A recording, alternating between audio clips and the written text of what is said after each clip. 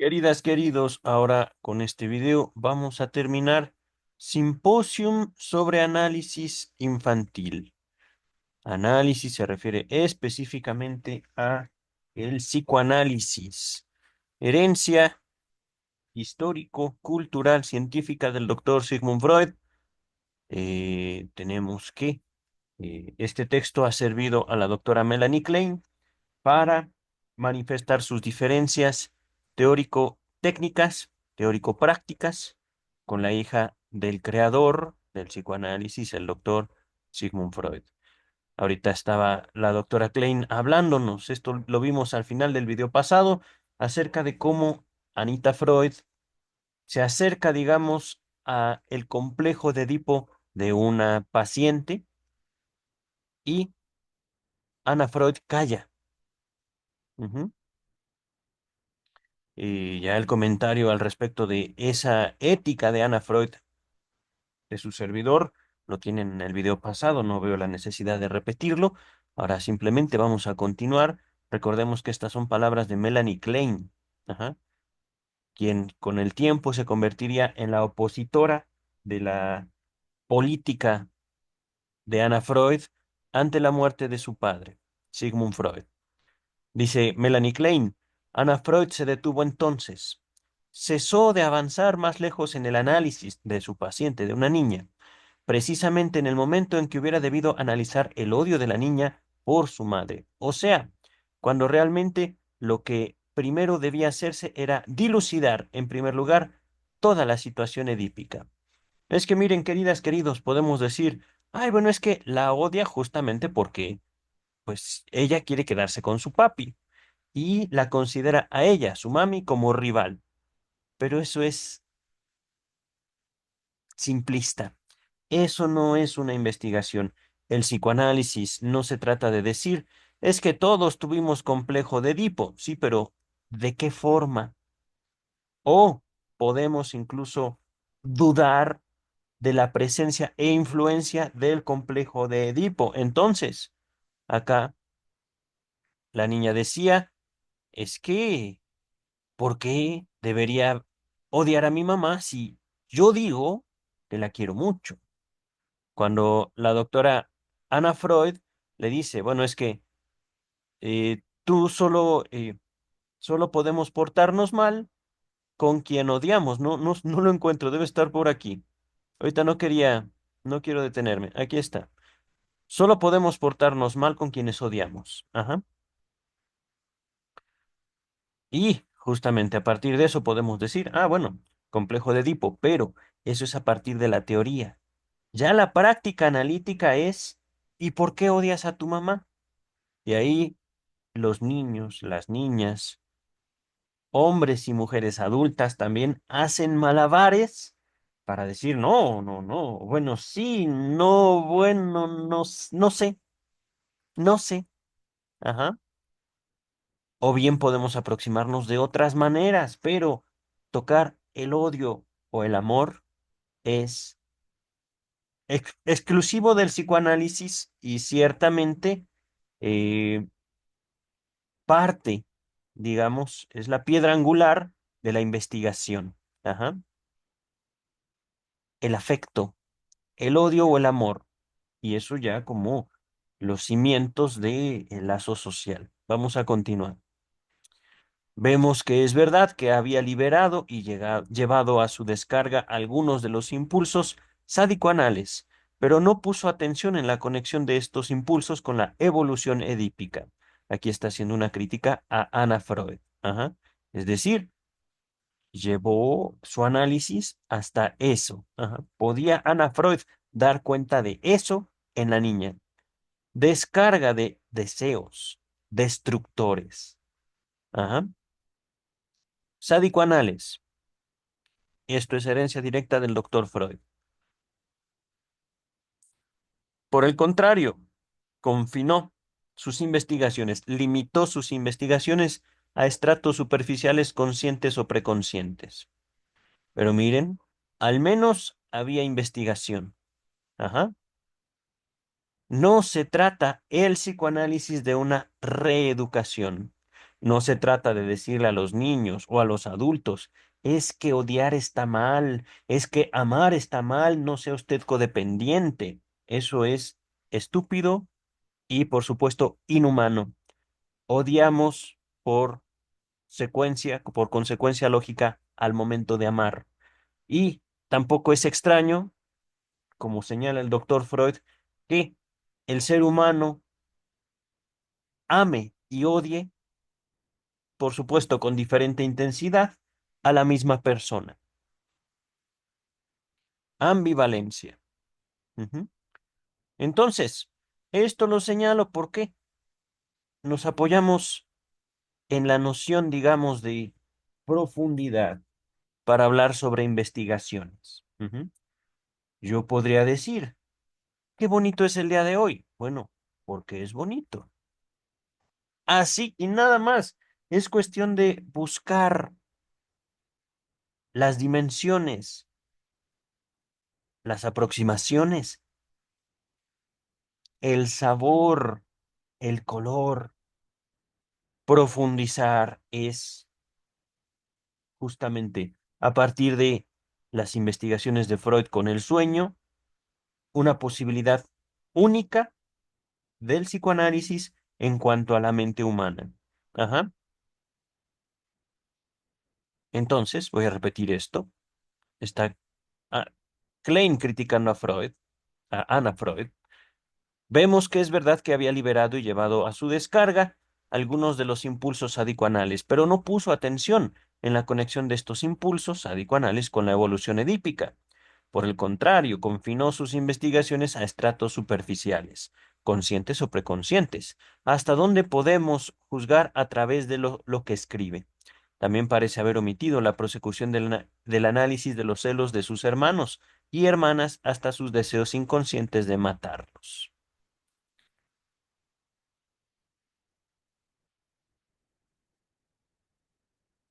Edipo, queridas, queridos, ajá, no es nada más, eh, digámoslo, eh, una, ¿cómo decirlo? Caricatura del drama humano, es el drama humano completo. Ajá. Se trata de ubicar en el terreno del deseo todo aquello que es chocante para nosotros mismos y que al mismo tiempo nos constituye. Y no es chocante simplemente porque la gente dice que es malo. Es chocante porque justamente estos hermanos y hermanas, al mismo tiempo que hubiéramos querido, digamos, que les pasaran cosas malas, los amamos profundamente.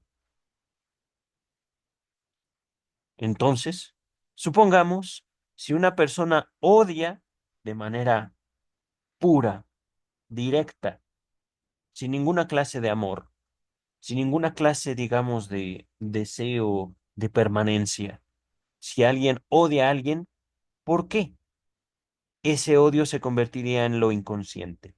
¿Mm? Se hace inconsciente justamente porque junto a ese odio hay un amor tremendo, profundo, poderoso. Ajá. Y entonces el odio y el amor chocan,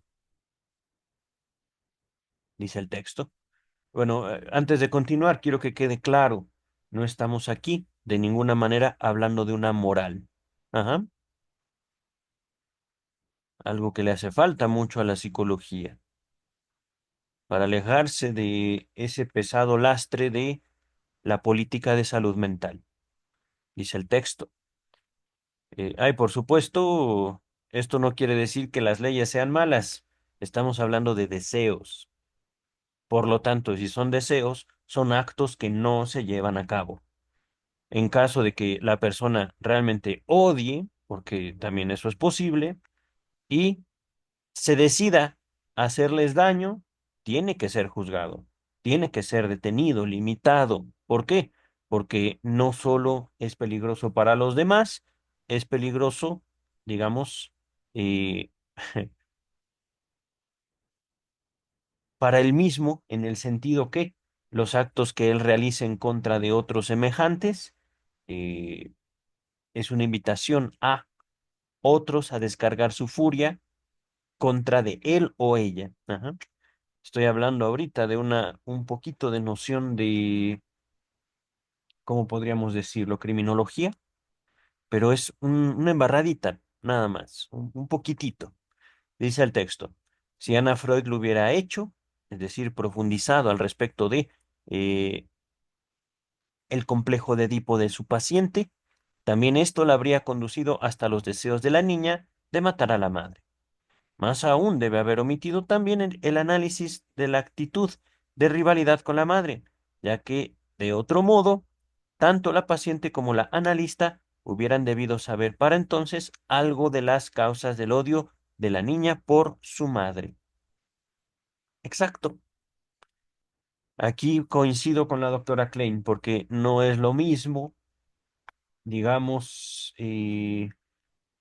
tener la noción de un deseo que saber los motivos, saber los porqués, los para qués.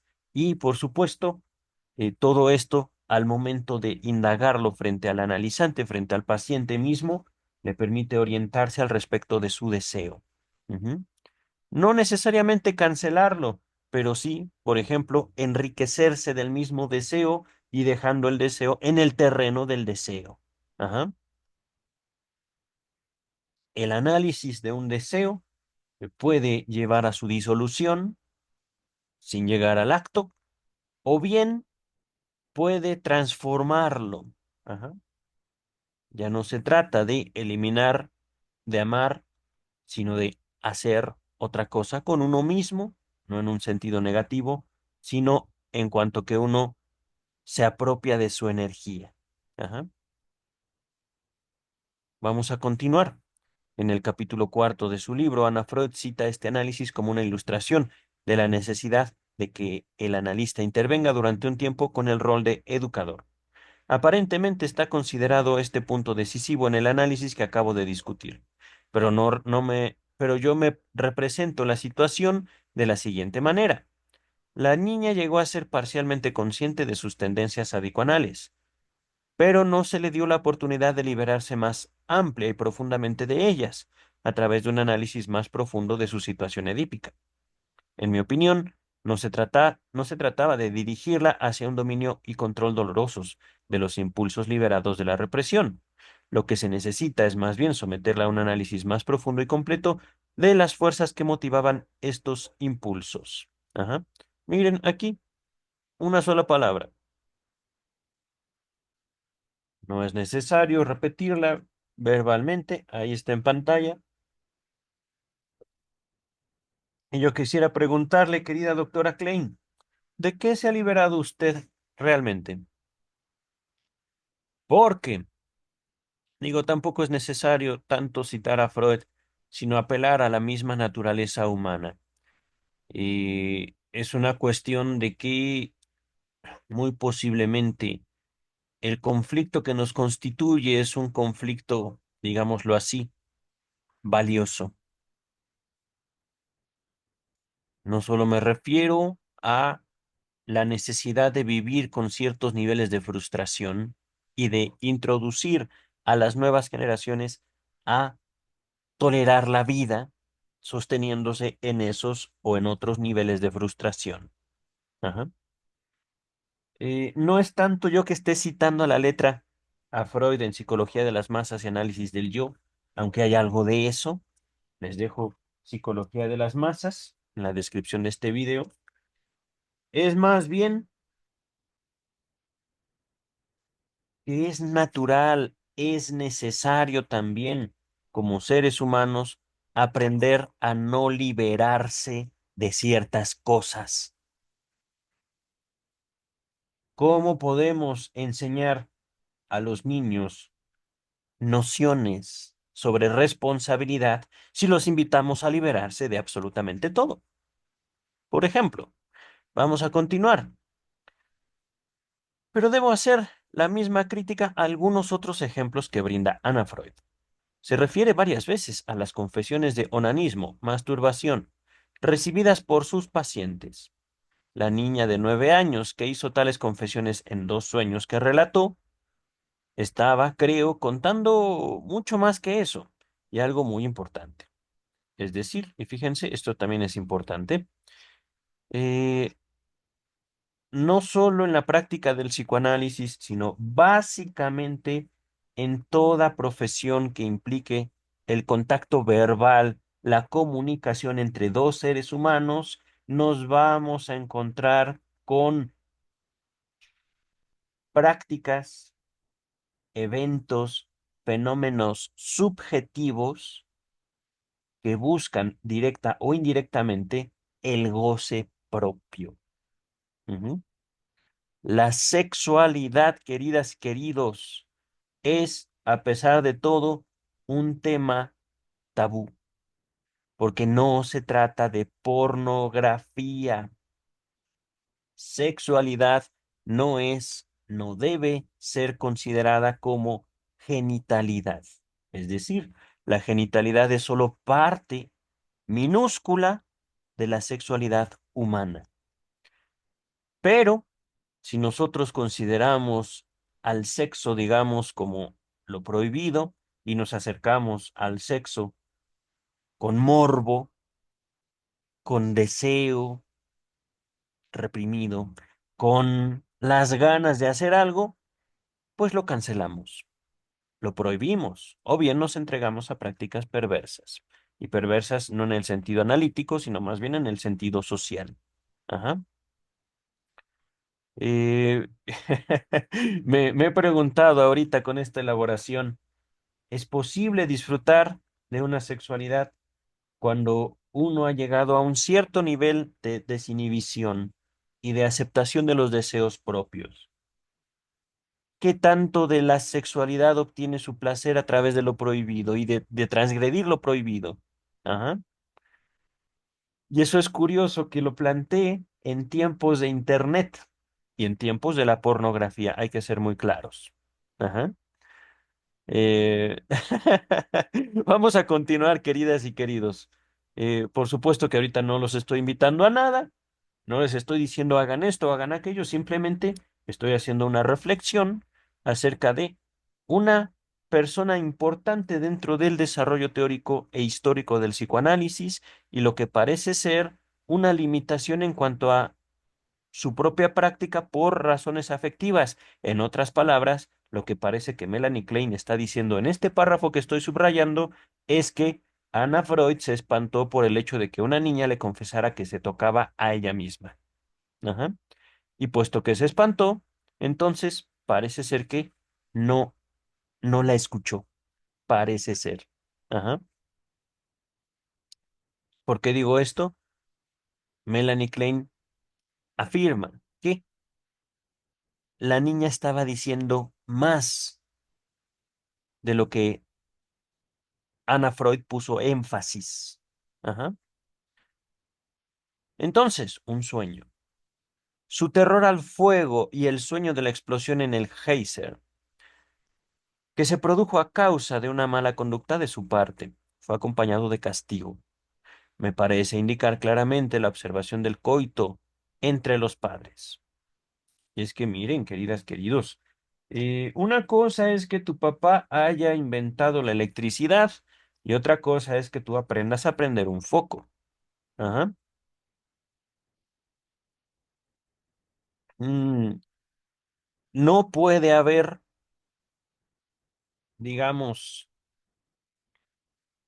masturbación infantil si los mismos niños no atraviesan por dos experiencias. La primera, por supuesto, a partir del control de sus extremidades, descubrir sus genitales.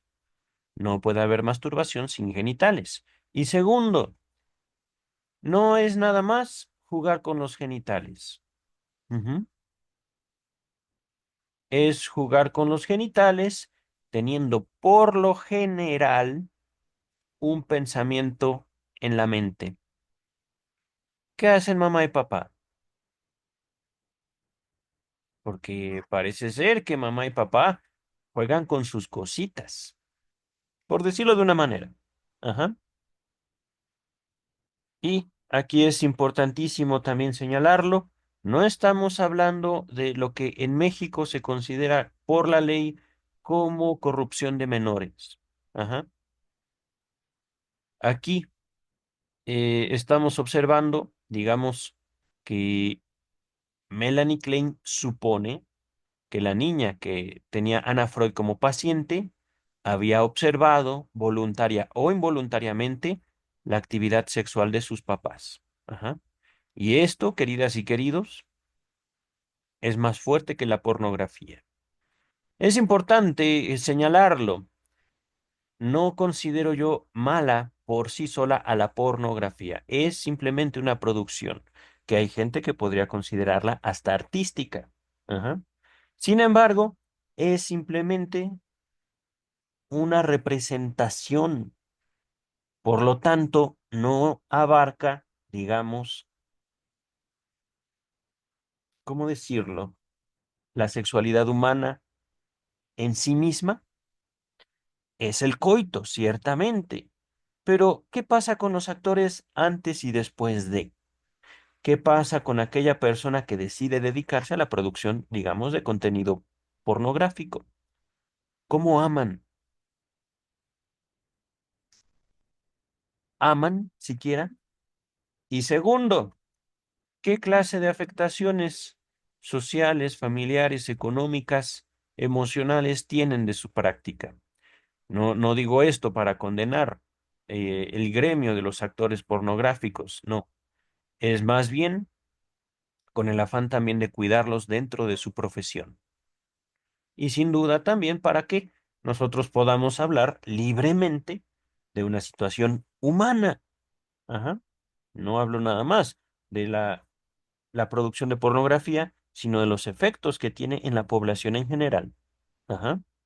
Y aún si no hubiera pornografía, los niños todavía querrían saber qué hacen papá y mamá cuando están a solas. ¿Por qué tanto grito?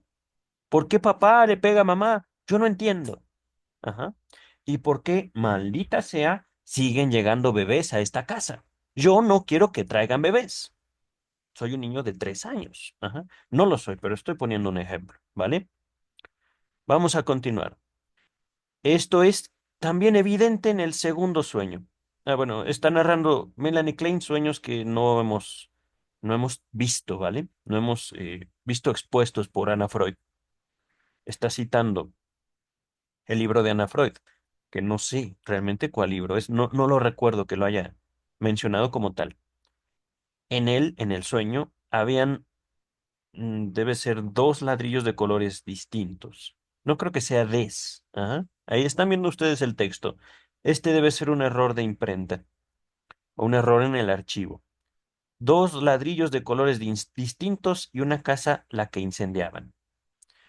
Estos, como mi experiencia en análisis de niños me permite generalizar, por lo regular representan la escena primaria. Ajá. Es que miren, y esto es también herencia del doctor Freud. Me parece que está presente el tema del onanismo en la infancia desde la interpretación de los sueños. Me parece, pero de manera directa y clara, lo podemos ver referenciado en los tres ensayos de teoría sexual. Les dejo por si las dudas esos dos textos en la descripción de este video.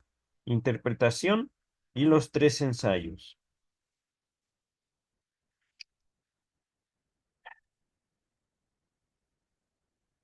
Escena primaria. Relaciones de papá y mamá. Ajá, relaciones sexuales.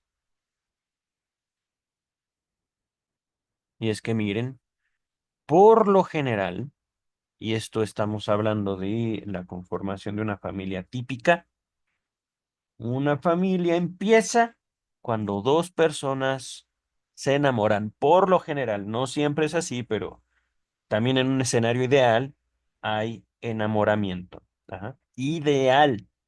Y por supuesto, parte de este enamoramiento es que los dos jóvenes, hombre y mujer, soy específico, hombre y mujer, se entreguen al coito.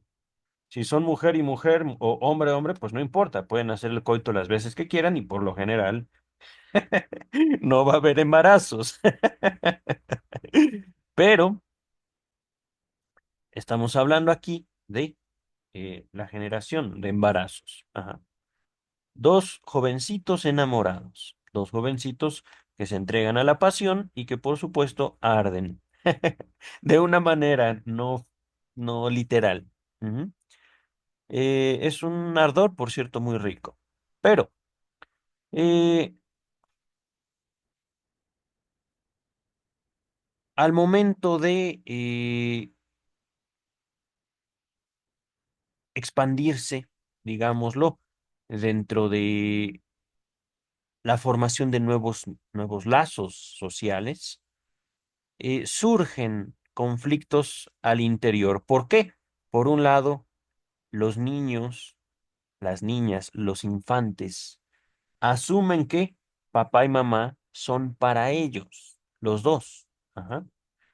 Por supuesto, la voluntad de papá y mamá incluye relacionarse, formar lazos con los niños, ser mamá o ser papá, ajá, criarlos, ujú, verlos crecer, pero no excluye, no se separan del deseo de seguir viviendo juntos, del deseo también de seguir disfrutando ellos dos solitos, cosa que por supuesto los niños no aprueban.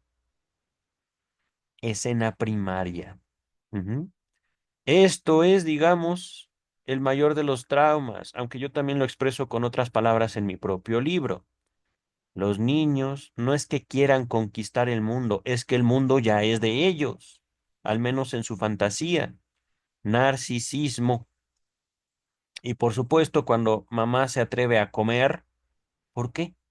Yo quiero que juegue conmigo. Cuando papá se atreve a dormir, ¿por qué? Maldito, yo quiero que juegue conmigo. Y por supuesto, cuando mamá y papá se atreven a irse a jugar solitos, malditos. Ah, y arde Troya, literalmente. Ujú. Entonces, quieren que los niños no padezcan de ningún trauma, es sencillo, detengan al mundo. Detengan al mundo y esperen a que el mundo, el sol salga, mejor dicho, cuando un niño quiera. Ay, cuidado, porque cuando hay dos niños, entonces el sol puede ya nunca salir, que es literalmente la forma en la cual se convive hoy en día en redes sociales. Todo el mundo es infantil, todo el mundo es un niño, todo el mundo se da el permiso de ser a veces bestiales, demoníacos. Dice el texto. Quizá esto fuera cierto en el caso de esta niña. Me parece evidente en sus sueños, con fuego a través de sus dibujos de los monstruos descritos por Ana Freud, páginas tales, que ella llamaba mordedores, y de la bruja, perdón, que arrancaba el cabello de un gigante. Ana Freud está indudablemente en lo cierto cuando interpreta estos dibujos como indicadores de la angustia de castración de la niña y de su masturbación. Pero no me cabe la menor duda de que la bruja que castra al gigante, le arranca el cabello, símbolo de castración, y por supuesto aquí estamos hablando en argot, en términos psicoanalíticos, el mordedor representa el coito entre los padres, concebido por la niña como un sádico acto de castración. Lo que papá tiene desaparece, no lo veo. Y además que cuando ella tuvo esta impresión, ella misma concibió deseos sádicos contra sus padres. La explosión de Heiser que ella causa en el sueño. Que su masturbación estaba asociada a estos deseos y que por lo tanto, de su conexión con el complejo de Edipo, involucraba un profundo sentimiento de culpa en relación con esto. Involucraba la compulsión a la repetición y parte de la fijación, digamos, de una detención, ya sea al respecto de una idea, de un acto, por ejemplo, chuparse el dedo, ajá, o digámoslo así, de un lugar, una persona. Ujú. Una fijación sobre una persona podría causar literalmente un sentimiento de muerte ante su ausencia. Ajá. Dice el texto. ¿Qué es entonces lo que falta en la interpretación de Anna Freud?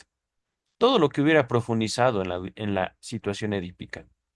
Es que miren, queridas, queridos, estamos hablando de dos posibilidades en cuanto a la formación del psicoanalista, del o de la psicoanalista.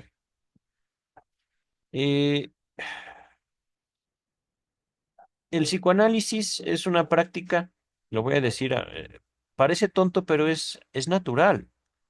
Es una práctica hecha por seres humanos. Y en el psicoanálisis, como seres humanos, constantemente nos estamos topando o enfrentando con representaciones. Ajá.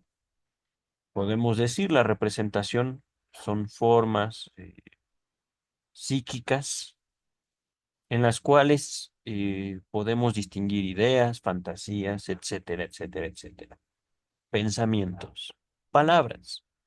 Y es natural que conforme el tiempo avance, esas palabras lleguen a tocar otras representaciones en nosotros como analistas.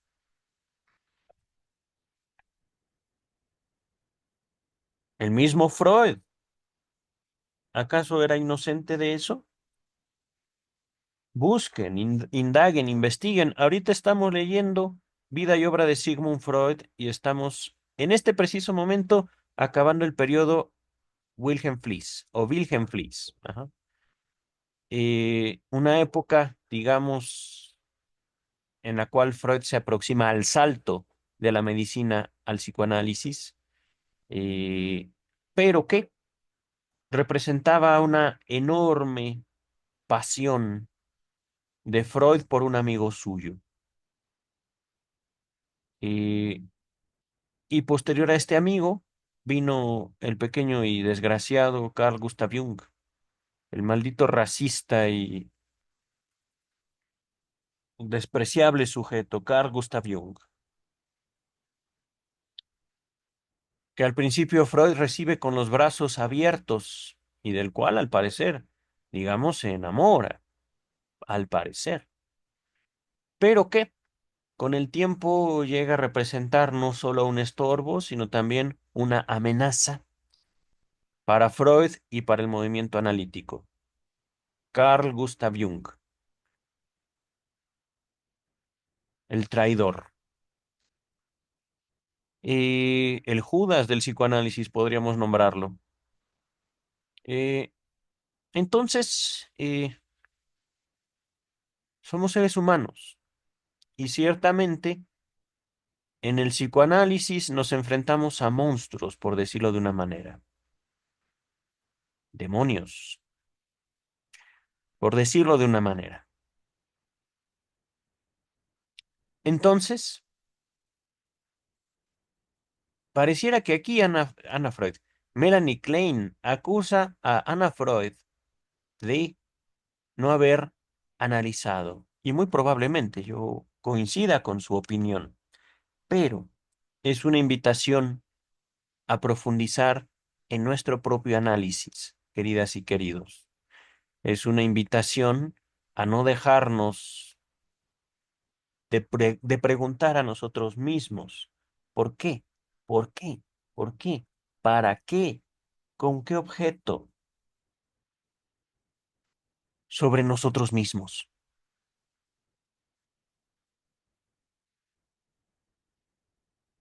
Ahorita estamos leyendo una crítica de una teórica a otra teórica importante dentro de su comunidad. Pero también llegaremos a la biografía de Jacques Lacan, donde ahora le toca a Melanie Klein ser puesta, digamos, bajo la lupa. Llegaremos a ese punto. Si ustedes quieren adelantarse, busquen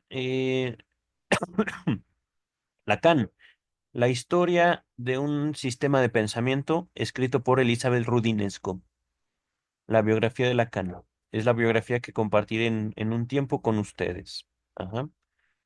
Pero les adelanto que conforme Melanie Klein adquiere un papel político importante del movimiento psicoanalítico a la muerte de Freud, posterior a la muerte de Freud, mejor dicho, eh, una de las principales opositoras de Melanie Klein es su propia hija,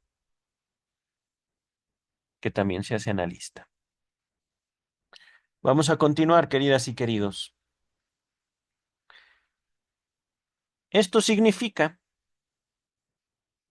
que omitió Anna Freud explicar las causas más profundas del sentimiento de culpa y de la fijación, e imposibilitó la resolución del complejo de Edipo. Me siento obligada a extraer la misma conclusión que en el caso de la pequeña neurótica obsesiva. Si Anna Freud hubiera sometido los impulsos instintivos a un análisis más profundo, no hubiera sido necesario enseñar a la niña cómo controlarlos. ¿Eh? En eso tiene razón. Es que, verán, queridas, queridos, por esto justamente es importante la obra de Lacan. No somos terapeutas, no somos sacerdotes, no somos gente que le pueda decir a otra gente lo que está bien o lo que está mal. No vamos a vivir su vida, no vamos a tomar sus decisiones, no vamos a vivir por ellos, porque si esto hacen ustedes y en el mejor de los casos, si tiene éxito, ¿cómo van a evitar que las personas a las cuales están aconsejando los busquen a las 2 o 3 de la mañana porque no saben qué decisión tomar? Si tomar café o tomar un té, si comer un helado de vainilla o de chocolate. Se trata de fomentar la autonomía. El análisis, me he preguntado, ¿se trata de fomentar la autonomía durante el análisis? Pues pienso yo que es necesario plantear ese cuestionamiento para el año 2025. Porque a veces me parecería que la humanidad grita desesperada, buscando guías morales, espirituales, conductuales, coaches, y al mismo tiempo, tengan cuidado, si ustedes buscan ser guías, si ustedes buscan ser líderes, tótem y tabú. Se los dejo en la descripción. Tal vez ese texto les vaya a salvar la vida. Ese grito desesperado, guíennos, es un grito falso. Es una demanda ilusoria. No están pidiendo guías. Las masas, los individuos que piden una dirección, están solicitando un sacrificio humano. Tótem y tabú. También psicología de las masas y análisis del yo que ya cité. Los guías no están ahí para recibir el amor, sino para ser devorados por la masa. Gracias, doctor Freud.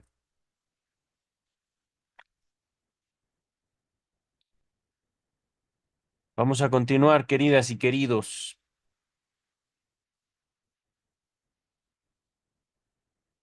Al mismo tiempo, la curación hubiera sido más completa. Bueno, no le creo, doctora Klein, discúlpeme.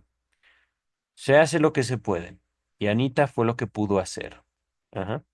Al menos con esa niña, dice el texto. ¿Por qué? Sabemos que el complejo de Edipo es el complejo nuclear de las neurosis. Ok. Por lo tanto, si el análisis evita analizar este complejo, tampoco puede resolver la neurosis. Es cierto, eso es cierto. Ahora bien, ¿cuáles son las razones de Anna Freud para abstenerse de un análisis más profundo? Bueno, ok. Que investigara sin reservas la relación del niño con sus padres y con el complejo de Edipo. hay una serie de importantes argumentos con los que nos encontramos en varios pasajes de su libro. Resumámoslo y consideremos sus alcances. Ana Freud siente que ella no debe intervenir entre el niño y sus padres, y que la educación del hogar peligraría, y se crearían conflictos si se le hace consciente al niño su oposición a los padres. Bueno, querida Anita, ¿podemos evitarlo? Yo me pregunto.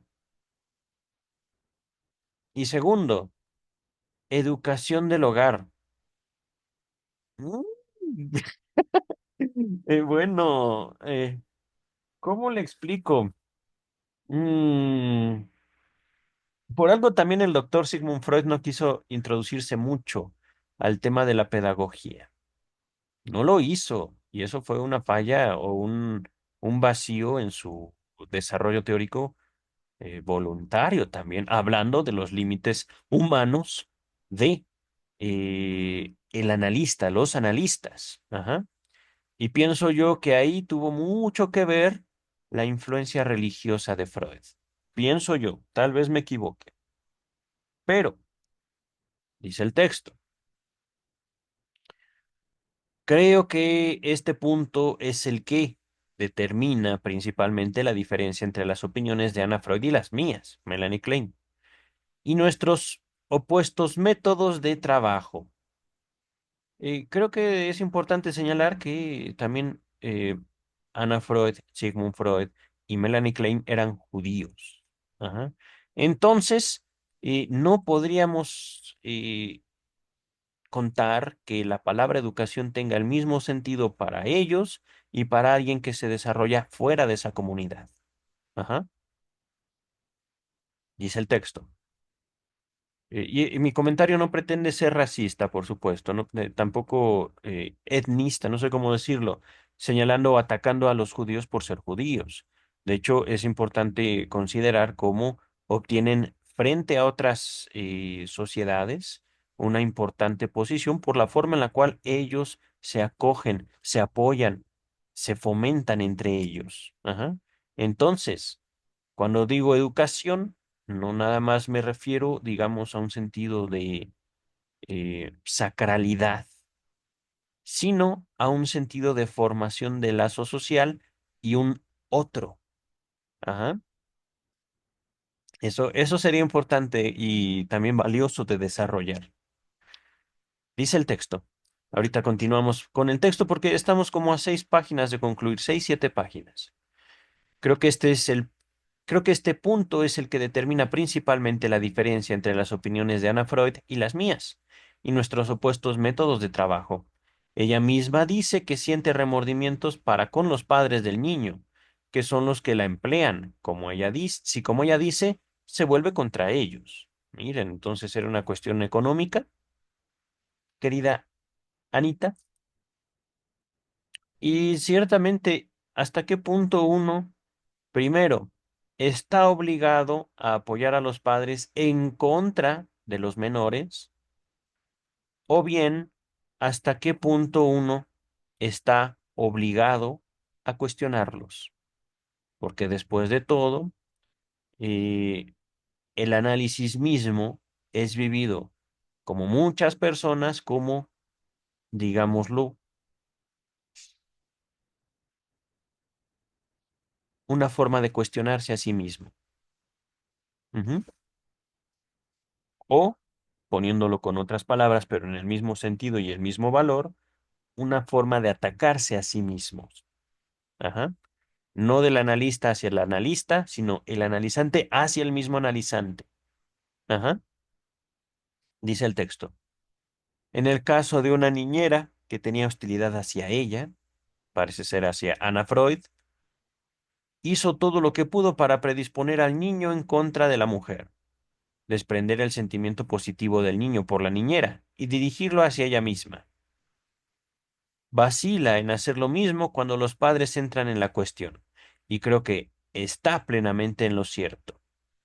Ujú. La diferencia en nuestro punto de vista es esta, que yo jamás intento predisponer al niño en contra de los que lo rodean, pero sí, sus padres me lo han confiado para que lo analice, ya sea para curar una neurosis o por otras razones, creo que estoy justificada a tomar la línea de qué me parece la más ventajosa para el niño y la única posible. Quiero decir, la de analizar sin reserva su relación con los que lo rodean y por lo tanto, en especial con sus padres, hermanos y hermanas. Es que miren, una cosa es hablar y otra cosa es hacer. Si yo, por ejemplo, escucho a una persona, es que mi hija es bla, bla, bla, bla, bla, bla, bla, lo peor. Ajá.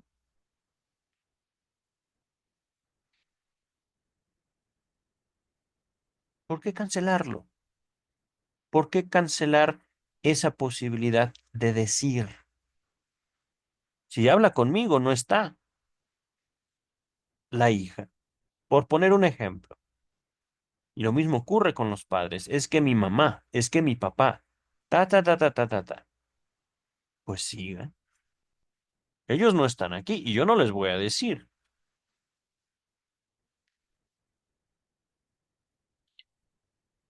Es no solo una posibilidad, sino yo diría un elemento constitutivo del análisis mismo, la exploración de los conflictos. Exploración y el análisis justamente radica no en invitar a la realización de un acto, sino en señalar los elementos constitutivos de un conflicto. Y los elementos constitutivos, por supuesto, presentes en el sujeto que está hablando. Al final, nos damos cuenta cómo aquellos seres queridos o no tan queridos son solo, digámoslo así, personajes, objetos, objetos en un sentido, digámoslo así, mental, ajá, en un sentido abstracto. Ya cuando hablamos de personas, cuando hablamos, digamos, de, eh, ¿cómo decirlo? Ahorita es que justo al introducir en el conflicto la noción de objeto, introduzco la de sujeto. No puede haber objeto sin sujeto. Y el análisis va hacia el sujeto a través del objeto.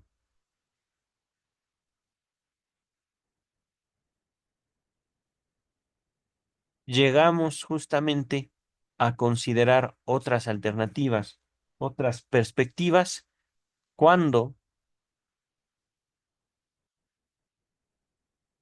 el acto de un sujeto sobre otro sujeto llega a ser aplastante.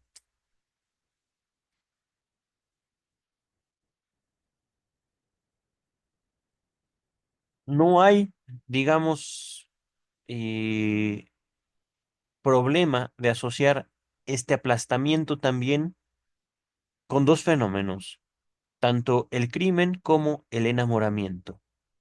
Ajá. En el crimen es un aplastamiento, digamos, voluntario, involuntario, ajá, pero en el cual el sujeto pasivo no participa más que justamente como sujeto pasivo, al menos en teoría. Ajá. Mientras que en el enamoramiento es como si el mismo sujeto activo resultara aplastado por su propio sentir, por su propio enamoramiento, lo cual, por supuesto, no es placentero, pero curiosamente es también un elemento constitutivo de la sexualidad humana, el deseo de ser aplastado por el propio enamoramiento. Vamos a continuar, queridas, queridos. Hay varios peligros en el análisis de la relación con los padres que Ana Freud teme y que piensa que surgirán de la debilidad que ella supone de carácter al superior del niño. No, entonces es la debilidad de carácter en Ana Freud. Permítaseme mencionar algunos. Cuando se resuelve satisfactoriamente la transferencia, el niño ya no puede volver a dirigirse a los objetos amorosos adecuados y podría verse obligado ya sea a volver a caer en una neurosis o si este camino estuviera cerrado en razón del éxito del tratamiento analítico, a tomar la dirección opuesta, la de la rebelión abierta. Aquí está citando mucho a Ana Freud. Ajá. O de nuevo, si los padres utilizan su influencia en oposición al analista, el resultado sería, palabras de Ana Freud, como el niño está vinculado emocionalmente a ambas partes, una situación similar a la que surge de un matrimonio infeliz, en el que el niño se ha convertido en un tema de disputa. Aquí debe de haber un error también. Miren, es que si nosotros como analistas queremos criar, queremos educar, naturalmente entraremos en conflicto con los padres. No es nuestro papel. La crianza es el papel de los responsables de crianza, de los padres, abuelos, la familia. Y en este caso, o en caso, digamos, de que sea necesario, del pedagogo. Ajá. Eh, maestros. Pero el analista, mm, mm, al menos es mi opinión, mi postura. Ajá. Y nuevamente, donde el análisis del niño no puede llegar a ser parte orgánica de toda su vida, sino que se introduce como un cuerpo extraño en sus otras relaciones, perturbándolas, probablemente lo único que hagamos sea complicarlo en más conflictos que los que nuestro tratamiento resuelve.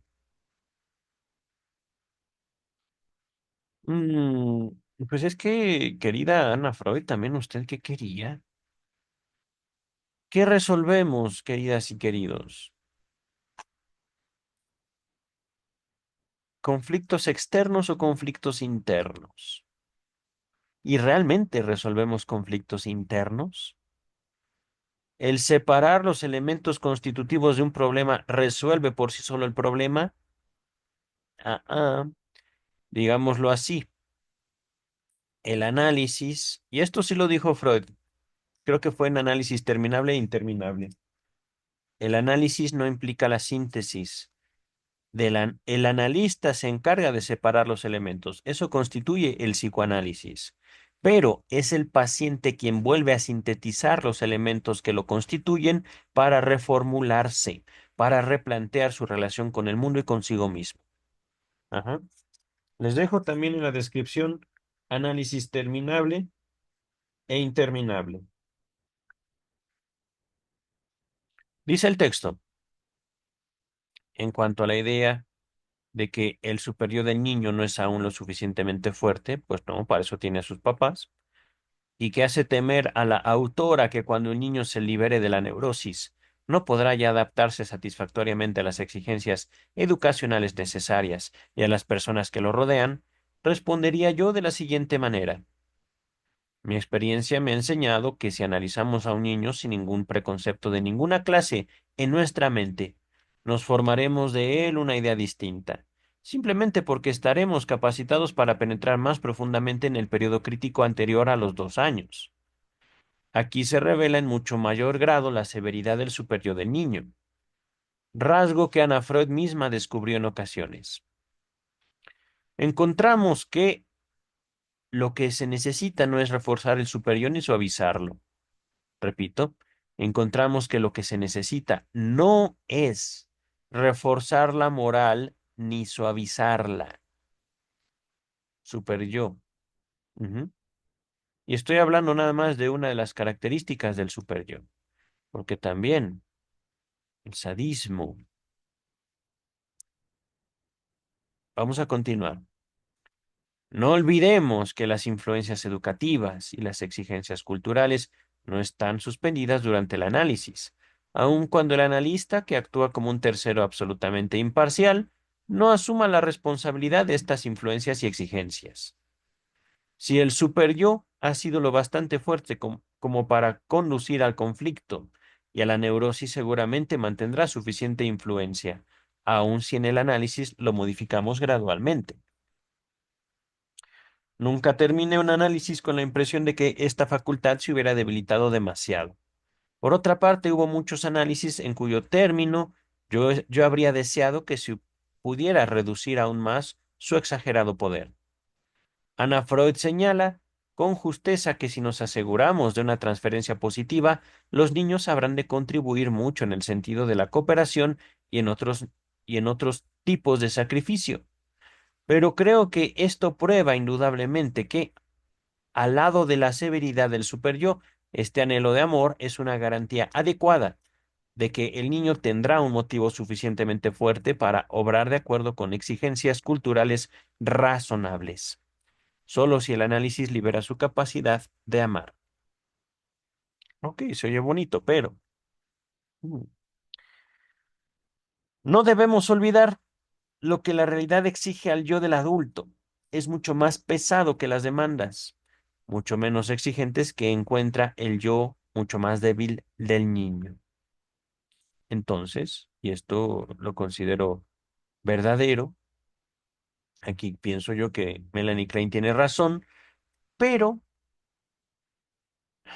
no sé si atribuir esa característica a una debilidad. No sé si nombrarla así. Es que voy a cambiar la palabra yo por identidad. La identidad infantil es por naturaleza, digamos, débil en cuanto que tiene el apoyo de alguien. Y por supuesto, débil en cuanto reconoce sus propias capacidades y las fortalezas de otros. Débil si se ha comparado con otros. Pero un niño que vive en la fantasía no es débil, mucho menos en la fantasía. Es dueño del mundo, dueña del mundo. Vamos a continuar. Naturalmente es posible que si el niño debe vincularse con personas que no tienen insight, ya empezamos con tecnicismos, doctora Klein, o con neuróticos, con gente que lo perjudica, el resultado podría ser que no podremos desembarazarlo completamente de su propia neurosis, o que su medio la haga surgir nuevamente. Entonces, ¿se trata de controlar el medio, querida? ¿La neurosis es un conflicto con el medio? No. Sin embargo, según mi experiencia, dice Klein, aún en estos casos podemos hacer mucho para aliviar el asunto e inducir un desarrollo mejor. Más aún, en su reaparición, la neurosis será más leve y más fácil de ser curada en el futuro. Los temores de Ana Freud de que un niño que ha sido analizado y permanece en un medio totalmente adverso al análisis, en razón de su separación de sus objetos amorosos, puede puede volverse más rebelde a estos y por lo tanto más presa de conflictos. Me parecen consideraciones teóricas refutadas por la experiencia. Aún en tales casos he descubierto que el análisis capacitaba a los niños a adaptarse mejor y por lo tanto a pasar mejor la prueba de no sé qué es eso, uh, de un medio desfavorable y sufrir menos que antes de ser analizados. Es que miren, podríamos decir, y aquí no estoy atacando al análisis, el análisis es como hacerse inmune al veneno, tomando poquito veneno, no mortal. Ajá. El análisis es como una vacuna hacia el sufrimiento porque el mismo análisis es una forma de acercarnos al sufrimiento a través de la palabra. Ajá. Ciertamente podemos decir, el análisis fortalece al yo. Fortalece a la conciencia también podríamos decir, pero es que ahí, al menos yo, mi ética me dice, en lo inconsciente está el tesoro por explorar, pero también el tesoro que enriquece la conciencia. Ajá. Lo inconsciente, por sí solo, si bien podríamos llamarlo como lo demoníaco de la humanidad, aquello que contiene nuestros malos deseos, también contiene nuestra visión infantil de la vida y por lo tanto un poder infinito de adaptación, el que tienen los niños. Ajá. Esa inocencia infantil es también motivo de orgullo y un gran poder para la humanidad que es necesario rescatar de esta noción de conciencia y control, poder. No, no, no, no, no, no. Esta noción obsesiva del psicoanálisis. Ajá. Vamos a continuar. He demostrado en repetidas ocasiones que cuando un niño se torna menos neurótico, se hace mucho menos cansador para aquellos que lo rodean y que son neuróticos o faltos de insight. Maldita sea, doctora Klein, allá usted con sus tecnicismos. No, sí sé, pero no quiero explicarlo. ¿Sabe qué? Se queda usted con su incógnita. Y ustedes, queridas, queridos, si quieren saber qué es insight, bueno, ya, conocimiento de uno mismo. Pero ¿por qué no puede decirlo así? ¿Por qué incluir la maldita palabra inglesa? Ujú. In, dentro, side, vista. Y estoy, sí, malversando, lo que importa. No se trata de cargar con un diccionario siempre que queremos hablar con alguien. Para eso estamos vivos.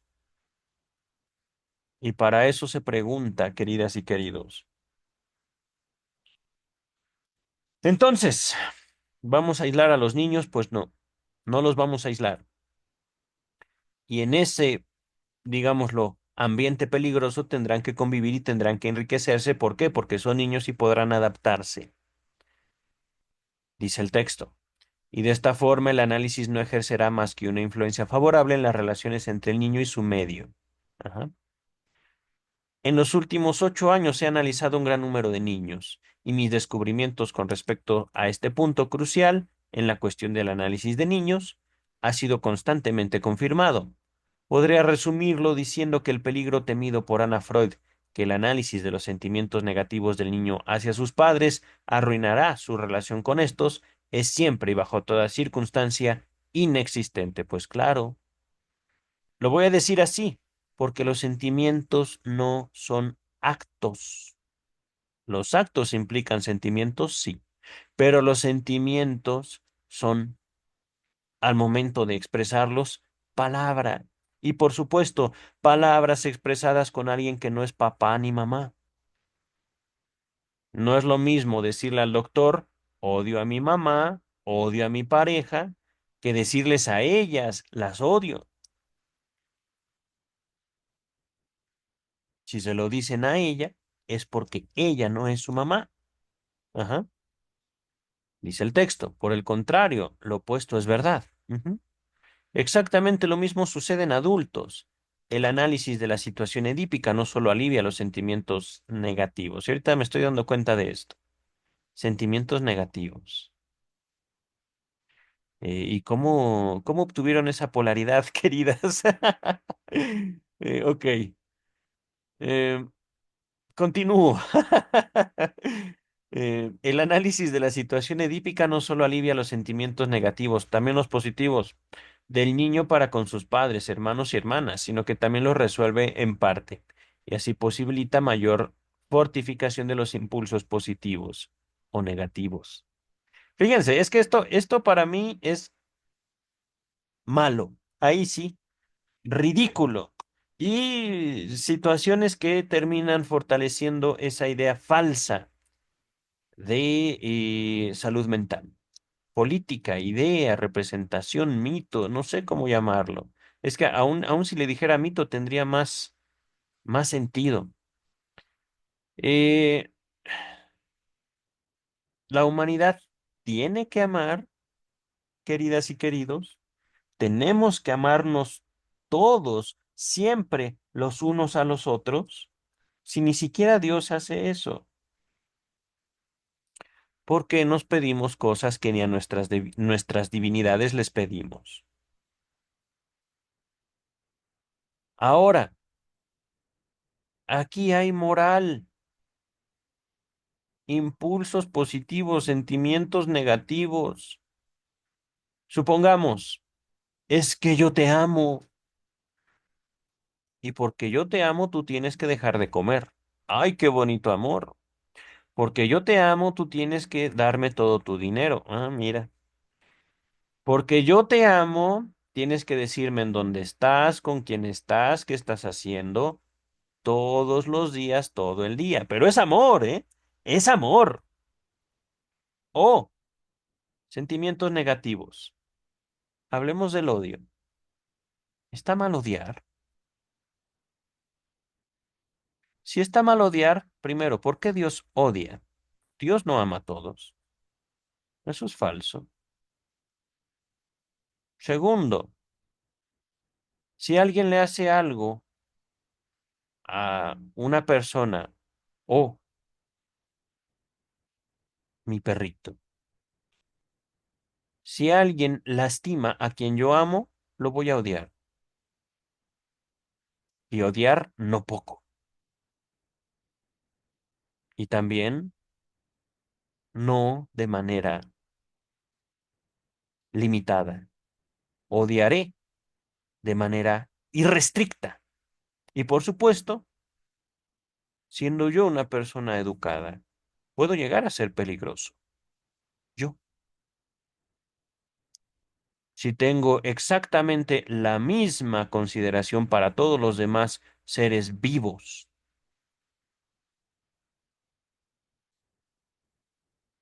el odio es consecuencia natural del amor. Y por lo tanto, yo me mediré.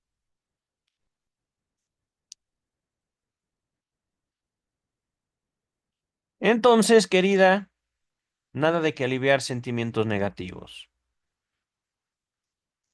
ciertamente. Hablé del odio, pero ¿qué tal la culpa? ¿La culpa es mala por sí sola? ¿Y qué tal aquellos que no sienten culpa? ¿Qué tal aquellos como un caso popular ahorita en México que no quiero mencionar, pero que se dan el permiso de golpear a mujeres en la calle, mujeres que no conocen y que por supuesto al momento de ser capturados por la autoridad se burlan de la autoridad y de las leyes, de la sociedad en su conjunto? No hay culpa, hay.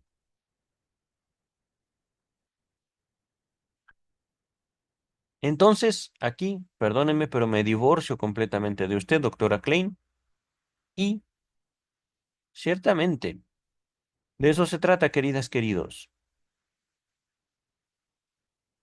Fortificación de impulsos positivos, allá usted. No puedo decir que yo me voy con Freud, pero ciertamente aquí este es un excelente ejemplo de las razones por las cuales el psicoanálisis, digámoslo, necesitaba de Lacan, pero no, también Lacan tiene lo suyo. No puedo decir que el psicoanálisis murió, pero sí se vio aplastado justamente en el sentido de manera criminal por la política de salud mental. Al menos hasta el trabajo de Lacan. Ajá. Les recomiendo mucho de Lacan, más allá del principio de realidad. Está fortísimo ese texto. Y creo que es comprensible, no lo encuentro yo tan difícil. Llegaremos a él a su tiempo, más allá del principio de realidad, dice el texto. Precisamente el análisis del periodo más temprano es el que revela las tendencias hostiles y los sentimientos de culpa que tienen origen en la temprana frustración oral, los hábitos de limpieza, la frustración relacionada con la situación edípica. Y este traerlos a la luz es lo que libera al niño de ellos. Traerlos a la luz, venga. Su ánimo salvador, querida doctora Klein. El resultado final es una relación más profunda y mejor con los que lo rodean, y no es de ninguna manera una separación en el sentido de sentirse extraño. Lo mismo se aplica al periodo de la pubertad. solo que en este periodo la capacidad para la separación y la transferencia necesaria en esta fase particular del desarrollo está grandemente reforzada por el análisis. Hasta ahora nunca he tenido quejas de la familia después que el análisis terminara, y aún durante su curso, de que la relación del niño con su ambiente hubiera empeorado. Esto significa mucho cuando recordamos la ambivalencia de las relaciones. Por otra parte, se me ha asegurado con frecuencia que los niños se tornaban mucho más sociables y mucho menos dóciles, perdón, mucho más dóciles. Aquí hubo un lapsus mío. Mucho más dóciles con respecto a su educación. Ahorita les comento por qué. De modo que finalmente hago un gran servicio tanto a los padres como al niño justamente en lo que se refiere al mejoramiento de las relaciones entre ellos. Verán, eh, no solo como hombre, como ser humano, me inclino yo hacia el psicoanálisis por una cuestión humana, sino también por una cuestión práctica. Ajá. Ello pasado no solo por análisis, sino también por psicoterapia. Y por eso es que me doy, digamos, tanto en el trabajo, la necesidad humana de seguir estudiando sobre psicoanálisis y de separar tajantemente la práctica analítica de la práctica psicoterapéutica. ¿Por qué? Efectivamente, al yo aproximarme a la psicoterapia, no puedo decir que cognitivo-conductual, aunque tampoco puedo decir psicoanalítica. Realmente no sé qué querían hacer conmigo, solo sé que eran psicólogas. Ajá. Y yo era un jovencito, era un muchacho, 12 años más o menos. Ajá. Pero ellas, en su trato conmigo, despertaron, digámoslo así, fuertes sentimientos hacia mis papás. Y podríamos decir, fuertes y negativos. Ahí, por supuesto, yo no puedo opinar que en una psicoterapia ocurría lo mismo que está diciendo la doctora Klein.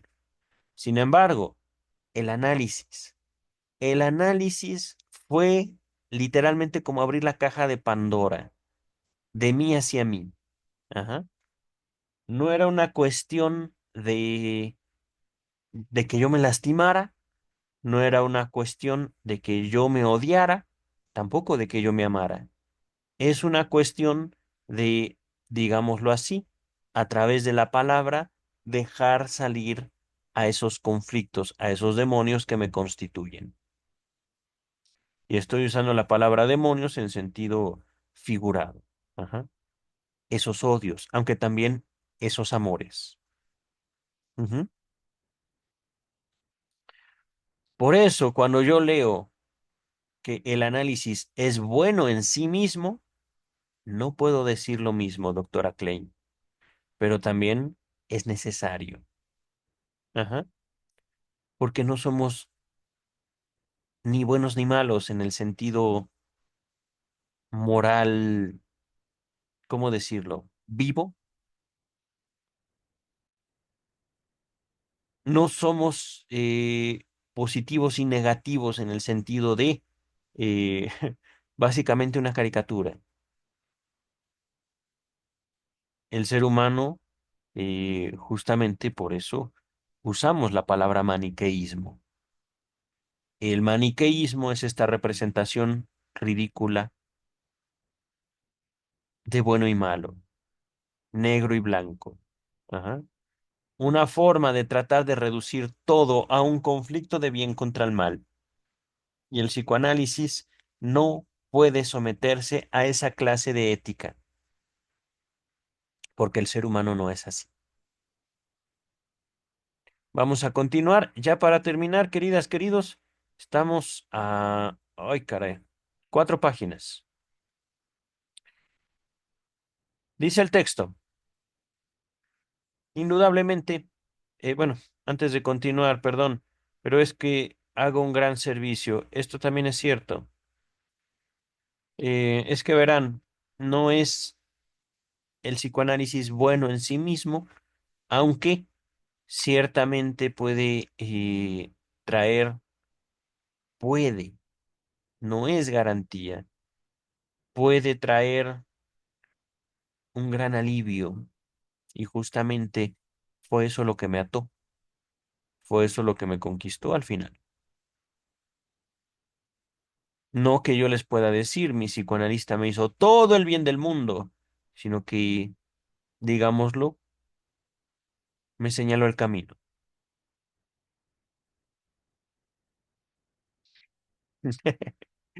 Pero ella, que yo diga, ¡uy, qué buena persona! Una líder moral, una líder, ¿cómo decirlo? Religiosa, básicamente, pues no.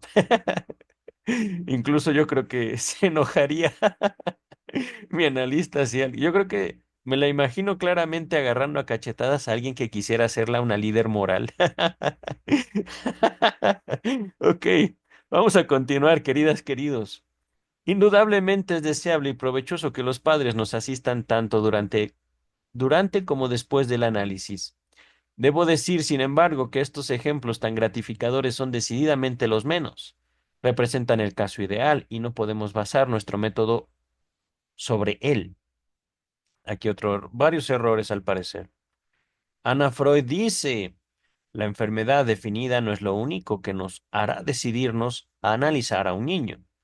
En lugar del análisis infantil, el lugar del análisis infantil es sobre todo el milieu analítico.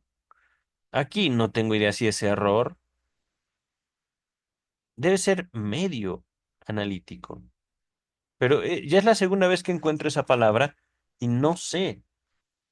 No sé si es palabra francesa, latina. Dejémoslo así.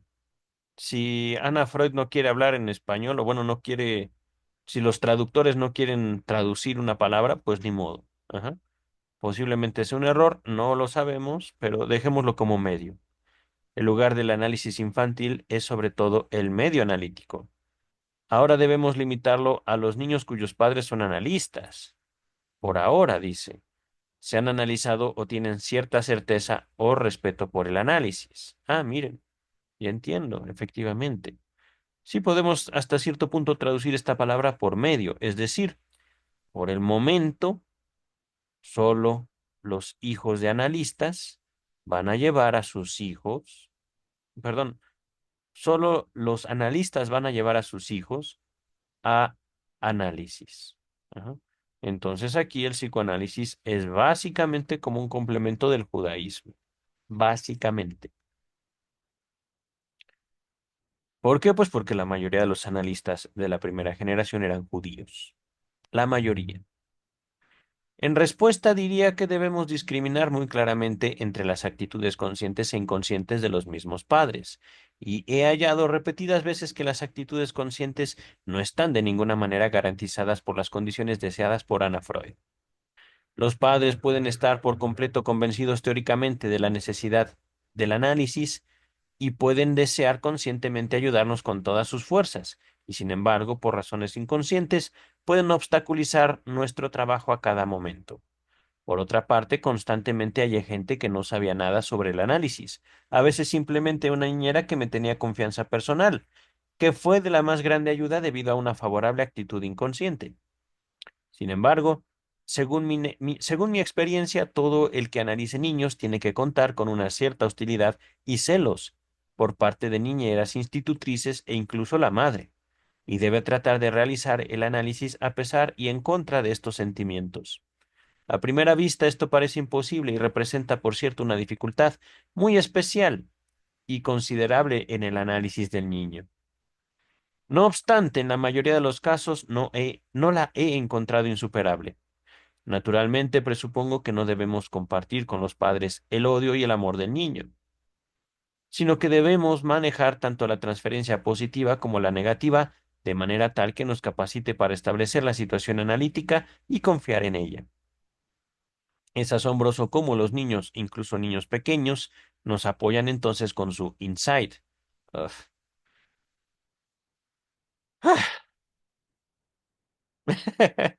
Y con su necesidad de ayuda.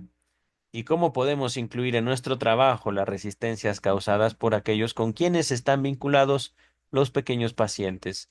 Es que miren, ¿Esto es lo que usted quería, doctora Klein, de esos niños? Lo voy a poner así. Los niños se van a relacionar con adultos y con adultos responsables, con adultos que los cuidan, y a cambio los niños van a querer satisfacerlos a ellos. Si yo como papá pido que mi niño haga ejercicios de matemáticas porque quiero que sea un arquitecto, entonces el niño frente a mí va a actuar, va a aparecerme como un pequeño matemático. Si yo me presento frente al niño como alguien que está buscando un insight, sea lo que quiera decir con esa maldita palabra, el niño nos va a dar eso. Pero, ¿es real? Voy a dejarlo así, queridas y queridos. Es que, miren, en eso está el poder infantil. Ahí está el enorme poder que también está durmiendo en nosotros, siempre y cuando logremos rescatar esa pasión infantil de nosotros, para nuestros intereses. La energía infantil es básicamente infinita. Básicamente, ¿por qué? Porque tienen una relación muy cercana con el principio de placer. Dice el texto.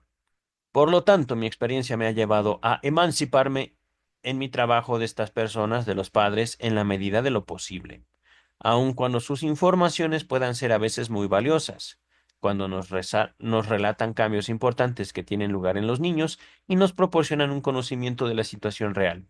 Necesariamente debemos ser capaces de manejarnos sin esta ayuda. Por supuesto, no quiero decir con esto que nunca pueda desbaratarse un análisis por culpa de los que rodean al niño. Solo puedo decir que si los padres envían a sus niños para que se analicen, no es razón para que sea imposible llevar a cabo el análisis simplemente porque la actitud de estos muestre falta de conocimiento o sea desfavorable de alguna otra manera.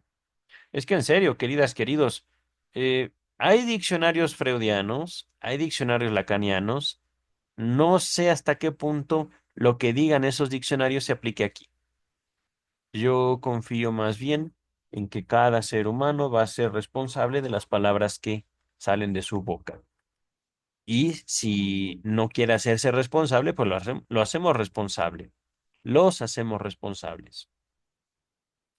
Vamos a continuar.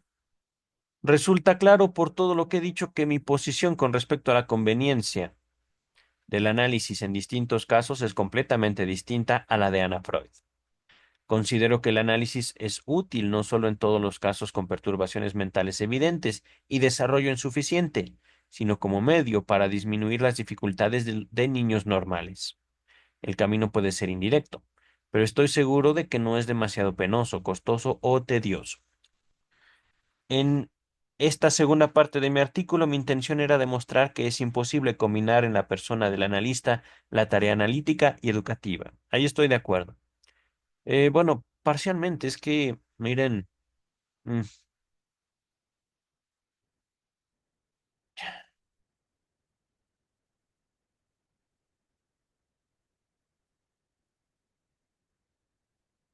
es hasta cierto punto imposible,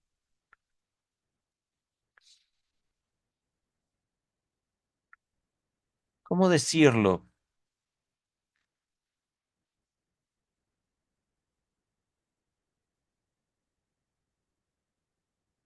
Hacer una cosa sin involuntariamente hacer la otra.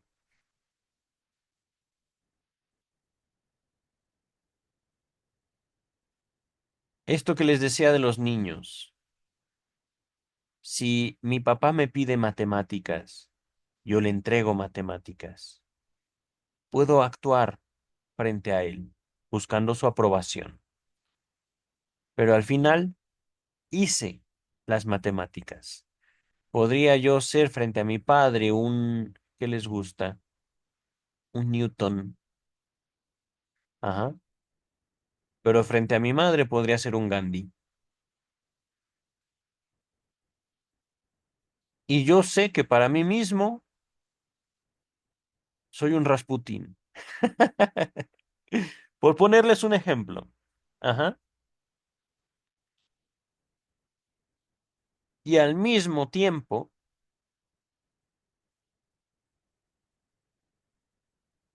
pude haber adquirido de mi padre, de mi madre, gustos. Pude haber adquirido de mi trato con ellos, guías. Ajá. Y entonces, frente al analista, al mismo tiempo que busco complacerlo, complacerla, darle lo que me piden, podría yo abstraerme y al mismo tiempo, mientras los engaño, obtener algo,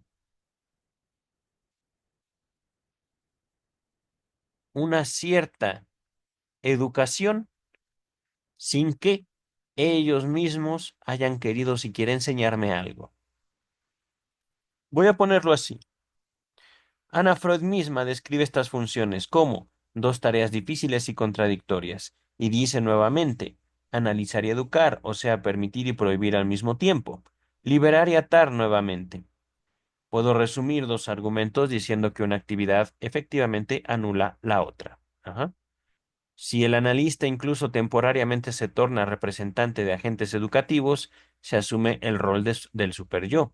Bloquea en este punto el camino de los impulsos instintivos a la conciencia. Se vuelve un representante de los poderes represores. Avanzaré un poco más y diré que según mi experiencia, es que miren, es verdad, pero ¿cómo sabemos que esa persona tiene poderes represores? ¿O acaso lo estamos tomando de Marx, querida doctora Klein? Ya se hizo usted, eh, ¿cómo se llama? Ay, materialista dialéctica. Avanzaré un poco más. Ay, por supuesto. ¿Es usted freudomarxista? No. No, no, no, no es cierto. Que yo sepa, Melanie Klein no se afilió al freudomarxismo, que por supuesto fue otra de las ideas, otra de las corrientes de pensamiento que digamos, florecieron después de la muerte de Freud. Avanzaré un poco más y diré que según mi experiencia, lo que debemos hacer con los niños, tanto como con los adultos, es no simplemente establecer y mantener la situación analítica con todos los medios analíticos y abstenernos de toda influencia educativa directa, sino más aún, que el análisis de niños debe tener la misma actitud inconsciente que pedimos al analista de adultos, si ha de tener éxito. Esta lo debe capacitar para querer realmente solo analizar y no desear moldear y dirigir la mente de sus pacientes. Es que justamente por eso la ética de lo inconsciente. Si yo, con mi experiencia, mi conocimiento, mi vivencia dentro del análisis, no puedo presumir un control de mi inconsciente, primero porque también no quiero, bueno, es importante también mencionarlo. ¿Cómo puedo yo esperar el control de alguien más? Dice el texto. Si la angustia no se lo impide, podrá esperar con calma la evolución del resultado correcto, y de este modo se alcanzará este resultado.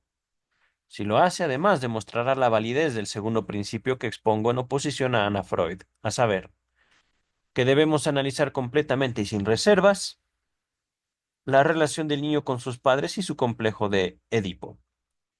Miren, parece ser que esto fue agregado después. Postscriptum, mayo de 1947. Aquí ya había muerto Freud. Freud murió en septiembre de 1939, antes de la Segunda Guerra Mundial, pero ya con consecuencias directas de los movimientos nacionalsocialistas. Pero, dice Melanie Klein, en el prefacio y en la tercera parte de su nuevo libro, Anna Freud presenta diversas modificaciones de su técnica. Algunas de estas modificaciones conciernen algunos puntos que trataré en este artículo. Una divergencia o separación en nuestras opiniones surgió de su utilización de métodos educativos en el análisis de niños.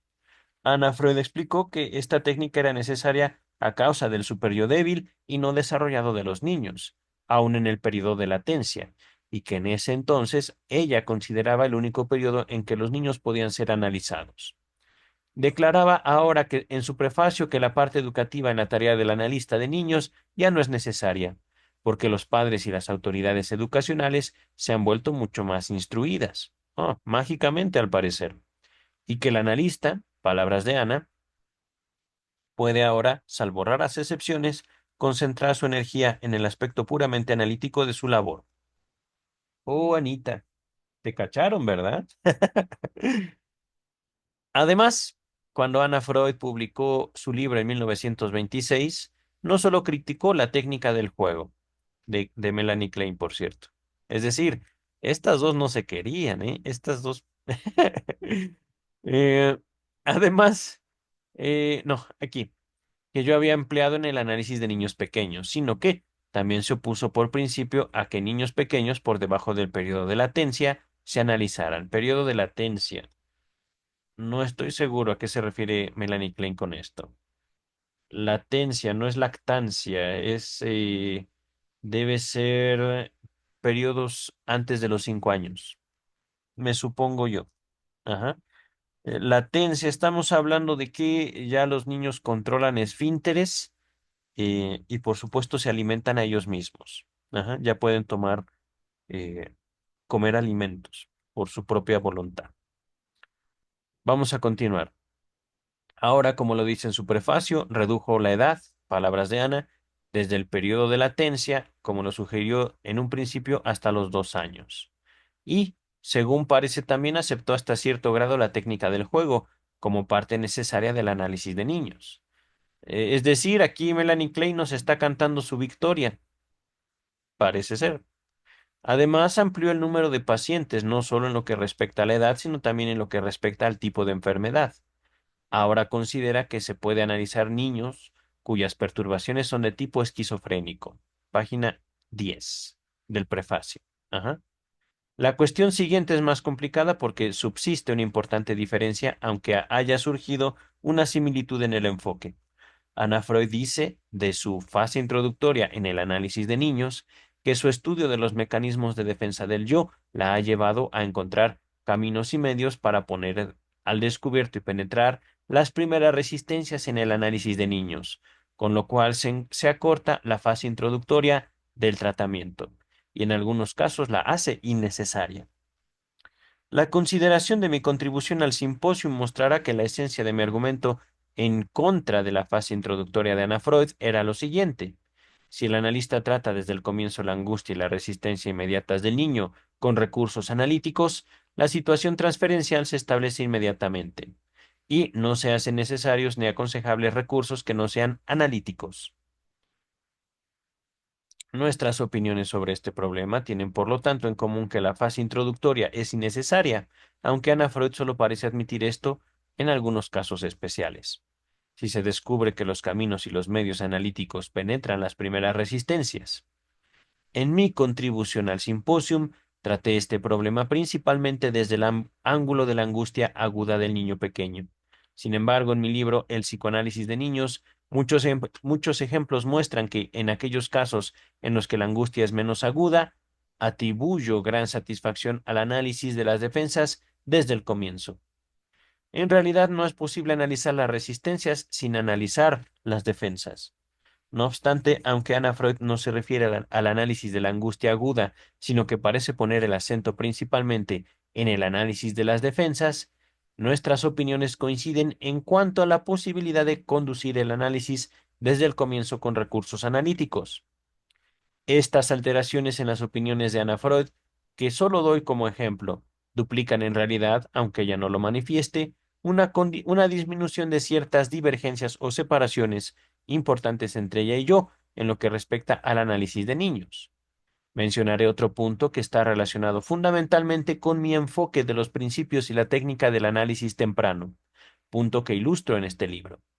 Ana Freud declara Melanie Klein y sus seguidores expresaron repetidamente la opinión de que con la ayuda de la técnica del juego se puede analizar niños de casi cualquier edad, de la más temprana infancia en adelante. No sé sobre qué fundamento se basa esta declaración, y el lector de este libro y de mi libro El psicoanálisis de niños no encontrará pasajes que lo justifiquen ni material de análisis de niños de menos de 2 años y 3 meses de edad. Por supuesto que atribuyo gran importancia al estudio de la conducta de los lactantes, especialmente a la luz de mis descubrimientos sobre los tempranos procesos mentales, pero estas observaciones analíticas son algo esencialmente distinto que llevar a cabo un tratamiento analítico. También llamaría aquí la atención sobre el hecho de que, en esta nueva edición de su libro, Ana Freud repita la misma descripción errónea de mi técnica que hizo 20 años atrás, puesto que infiere que confío predominantemente en interpretaciones simbólicas y utilizo muy poco, si alguna vez lo hago, el lenguaje del niño, en sueños diurnos, fantasías, ¿vale? Sueños, cuentos, juego imaginativo, dibujos, sus reacciones emocionales y sus relaciones con la realidad exterior, por ejemplo, en su hogar. He corregido explícitamente esta interpretación errónea en esta contribución al simposium y cuesta entender cómo pudo haberse mantenido frente a mi libro, El psicoanálisis de niños, y mis diversas publicaciones, compiladas ahora en este volumen. Queridas, queridos, terminamos, creo que fueron 8 videos, me parece, 7, 8 videos, tal vez 9, no me acuerdo. ¿Están viendo? El siguiente texto que nos va a ocupar en los miércoles de Melanie Klein. Querida doctora, pues gracias también por su trabajo, por su obra y nos vemos viernes, Vida y obra de Sigmund Freud, lunes de Luis López Ballesteros y miércoles de Melanie Klein. Bye.